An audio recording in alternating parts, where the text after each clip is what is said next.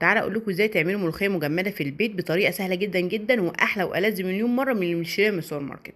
جبت الملوخيه بتاعتي، قرطفتها وغسلتها كويس ونشفتها حلو جدا من الميه، ومسكتها حطيت كل شويه في كيس على قد الطبخه، ولما تبقى مجمده كويس قوي بطلعها من الفريزر واقطعها زي ما انتم شايفين كده من غير ما تفك. اهم حاجه لو فكت هتسود.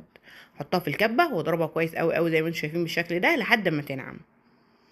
ايوه كده بالظبط. اول ما تنعم معايا بكون مجهزه الشوربه بتاعتي على النار. اهم حاجه الملوخيه ما تفكش معايا يا جماعه، تكون مجمده زي ما هي. حطيتها في الشوربه بتاعتي، طبعا المقدار على حسب ما انتوا بتعملوا.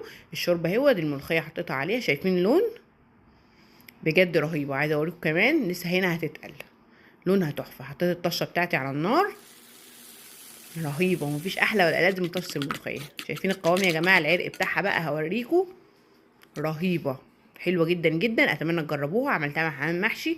لو عجبكم الفيديو متنسوش تعملوا لايك. باي باي.